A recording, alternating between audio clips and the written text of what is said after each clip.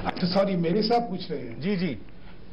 आज कांग्रेस और आरजेडी देश के सामने बेनकाब हो गए हैं। ये अराजकतावादी और संविधान की प्रावधानों को ताक में रख के सिर्फ यहां पे अराजकता फैलाने के तत्व जो हैं उनके समर्थक हैं। इन्होंने अभी तक जो तर्क सामने रखे, मैं उनका एक एक करके जवाब देना चाहता हूं। पहले तो मैं हैरान हूं कि कांग्रेस प्रवक्ता ने कहा प्रिवेंशन ऑफ करप्शन एक्ट, ये डिस्ट्रक्शन ऑफ एविडेंस के लिए उनसे पूछताछ हो रही है। तो कृपा करके राष्ट्रीय चैनल पे आके झूठ बोला जाए, ये कांग्रेस के प्रवक्ता को शोभा नहीं देता। आप कल्पना करिए, सुप्रीम कोर्ट एक केस को सीबीआई को सौंपती है जांच करने के लिए। उस केस में अगर एक आरोपी पुलिस कमिश्नर है तो उसकी जांच नहीं होनी चाहिए। अभी आरजेडी के प्रवक्ता कह रहे थे टाइमिंग्स, ये पॉलिटिकल, कब से पुलिस कमिश्नर की जांच जो है वो पॉलिटिकल हो गई? किसी राजनीतिक व्यक्ति की जांच में तो तब भी आप एक आरोप लगा सकते थे।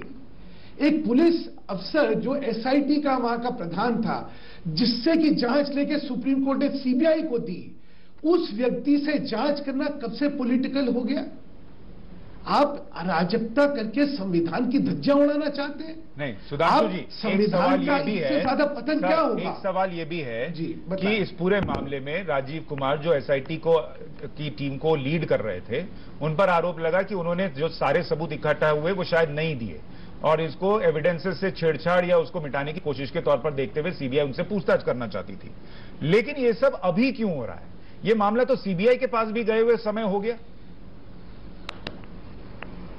सुशांत जी, कानून की जांच में किसी अफसर के खिलाफ कब जांच होगी, इस पे क्या हम लोग प्रश्न उठा सकते हैं?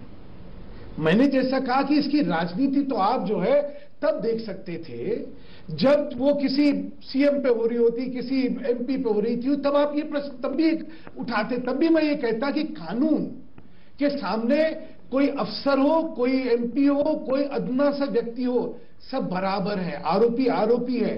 बड़े और छोटे से उसका आरोप कम नहीं हो जाता या उसकी जांच कब होनी चाहिए ये तय नहीं हो सकती। ये प्रवृत्ति और ये मानसिकता जो है ये अपने आप में जो है विचित्र और देश के लिए घातक है मानसिकता। ठीक है, अब मैं आपसे एक प्रश्न पूछना चाहता हूं। अच्छा पूछिए, फिर वोरा साहब के पास आता हूं, पूछिए। धारा, क्योंकि आपने कहा हम तो ये प्रश्न का समय 311 अनुच्छेद 311 हिंदुस्तान के संविधान का, ये आरजेडी के प्रवक्ता और कांग्रेस के बैठे इन दोनों से जरा पूछ लीजिए ये क्या है।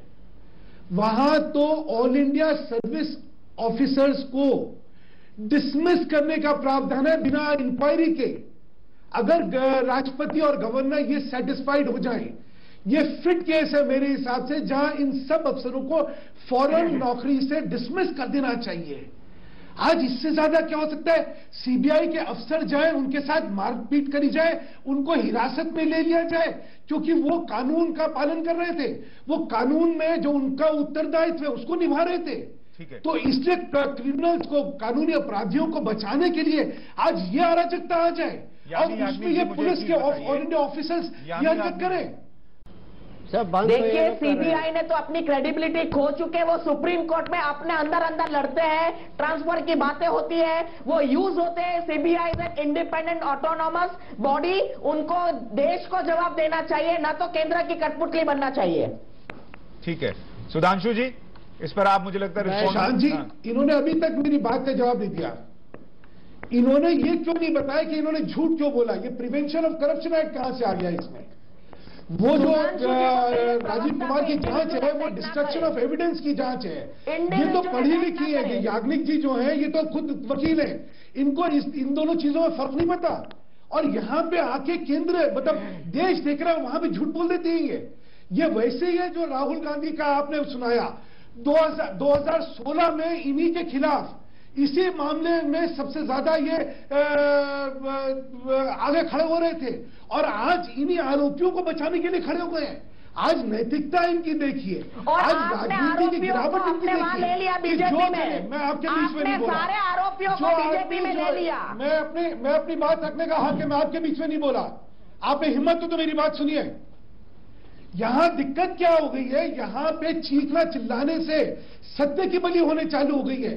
अभी आपने ये याग्निक जी को देखा, अभी आपने आरजेडी के प्रवक्ता को देखा, क्या क्या बातें करते हैं।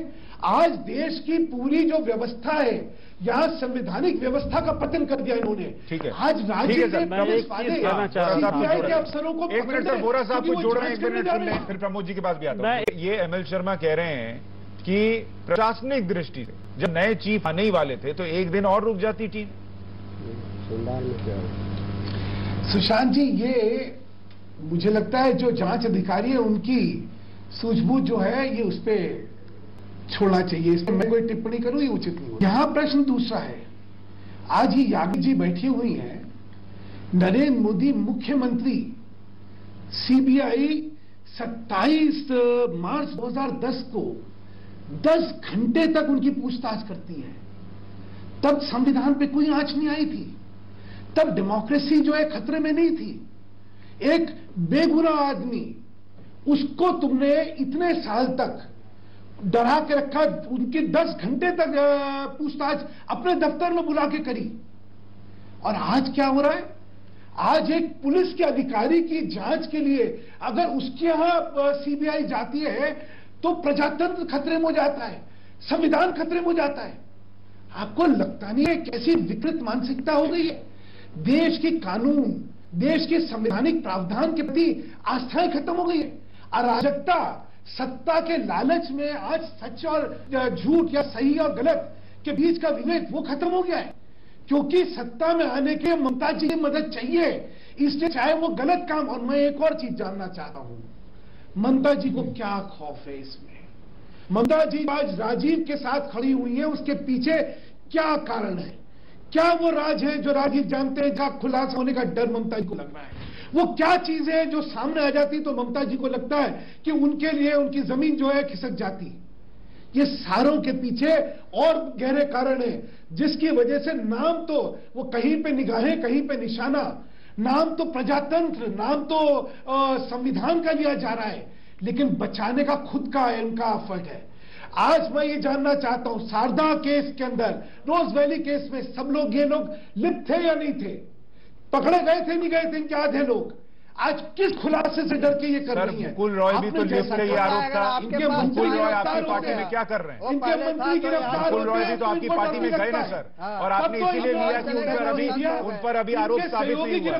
तो जिन पर आरोप साबित नहीं हुआ उस पर आप भी मत बोलिए। अच्छा और सुनिए, आज ये राजनीतिकता की बात कर रही है, प्रजातंत्र में अभिव्यक्ति का हक सबसे पहले हर इंसान का है। आज योगी जी इनके खिलाफ अगर वहां पे प्रचार में जाएं तो आप उनका हेलीकॉप्टर उतरने नहीं दोगे, आप अमित शाह को रैली नहीं निकालने दोगे। आज प्रजातंत्र की हत्या कौन कर रहा है? प्रजातंत्र की आपको हत्या पहले से पता था? आपके पास स्क्रिप्ट थी उनकी भाषण की? तो कैसे पता भड़काऊ भाषण था? और क्या, जब आप वहां पे बजा के भाषण दोगे ऐसा। अभी 5 जगह जो इलेक्शन हुए, योगी आदित्यनाथ हर जगह गए, कहीं नहीं रोका। पश्चिम बंगाल में आपको पता था कि जाके भाषण देंगे भड़काऊ? सर ऐसी बात बोलिए जो हजम हो सके। पहले से ही आप लोग मन बना के बैठे कि यही हो रहा, कैसे होगा? प्रमोद जी,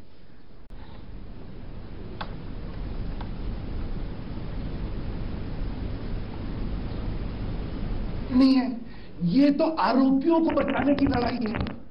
जिन लोगों ने लाखों लोगों को लूटा और उस गुनाह में जो शामिल है, ये लड़ाई उन लोगों को बचाने की है। यह अधर्म को जो है, अधर्म का साथ देने वाली लड़ाई है।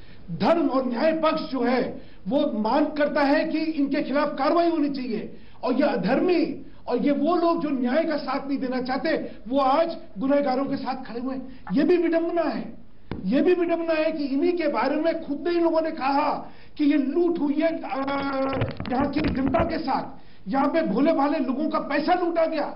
ऐसे केस में जो गुनाहगार है, जिन्होंने डिस्ट्रक्शन ऑफ एविडेंस करा, जिन्होंने सबूतों को नष्ट करा, उनसे जांच करी जाए, उसके खिलाफ ये खड़े हो गए हैं। तो आज ये किसके साथ है? भ्रष्टाचार के साथ है, कानूनी अपराधियों के साथ है, या देश की जनता के साथ है जिनके साथ अन्याय हुआ है? ये संविधान के साथ है या अराजकता के साथ है? ये कानून व्यवस्था के साथ है या ये यहाँ पे गुनाहगारों को बचाने के षड्यंत्र के साथ है?